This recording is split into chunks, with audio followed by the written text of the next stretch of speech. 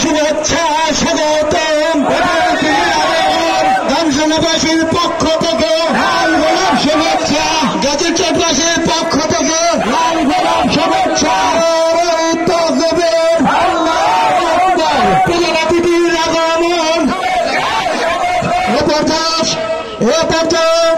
আপনাদের সম্মুখে আজকের জনসভার সম্মানিত প্রধান অতিথি মাওলানা দেলোয়ার হোসেন ভাই উপস্থিত হয়েছেন।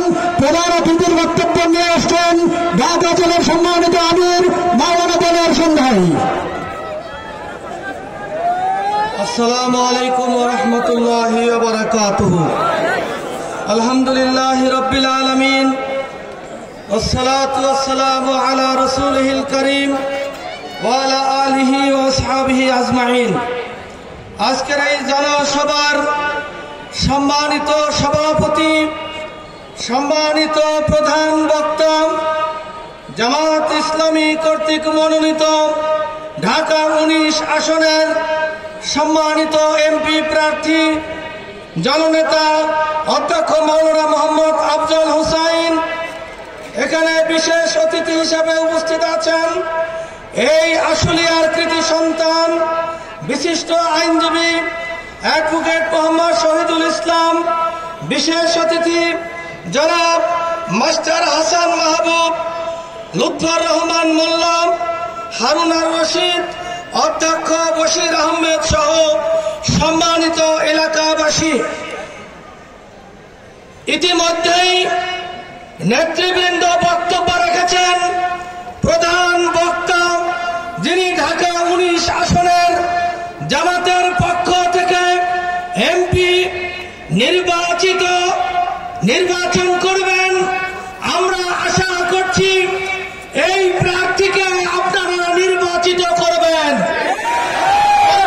ইনশাআল্লাহ। সম্মানিত ভাই এবং বন্ধুগণ, আপনারা সকলেই জানেন বাংলাদেশের প্রত্যেকটি আসনে জোয়ার তৈরি হয়েছে। এই দেশের ভোটাররা জামাত ইসলামীর প্রার্থীদেরকে নির্বাচিত করার জন্য প্রস্তুত। আগামী নির্বাচনে এই দেশে জামাত ইসলামীর নেতৃত্বে পার্লামেন্টে কোরআন যাবে।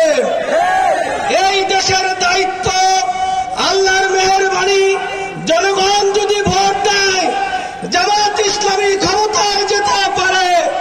জামাত ইসলামী এমন একটি রাষ্ট্র কায়েম করতে চায় যেই রাষ্ট্রে কোনো চাঁদাবাজ থাকবে না, এই রাষ্ট্রে কোনো সন্ত্রাস থাকবে না, এই রাষ্ট্রে কোনো অশান্তি থাকবে না।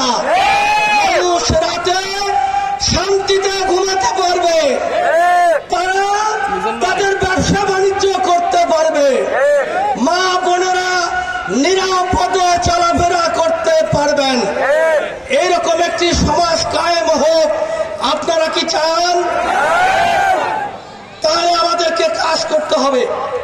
কাজ হলো এই ঢাকা 19 আসনে যাকে এমপি হিসাবে জামাত ইসলামী মনোনয়ন দিয়েছে তাকে নির্বাচিত করতে হবে। ইতিমধ্যে আপনারা শুনেছেন সরকার সিদ্ধান্ত নিয়েছে, আমরা আশা করছি সেটা চূড়ান্ত হবে ইনশাআল্লাহ।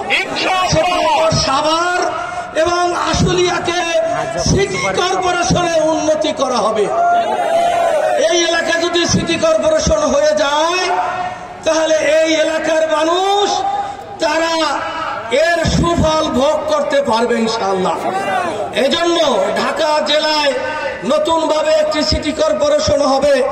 আমরা সরকারের কাছে দাবি জানাচ্ছি অতি দ্রুত সাভার আশুলিয়াকে সিটি কর্পোরেশনে উন্নতি করার জন্য আপনাদের প্রতি আমরা আহ্বান জানাচ্ছি।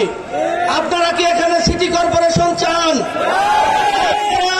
হাত তুলে আপনারা সমর্থন করুন। সাভার আশুলিয়ায় সিটি কর্পোরেশন আমরা চাই। এই সরকারকে সিটি কর্পোরেশন করে এরপরে বিদায় নিতে হবে।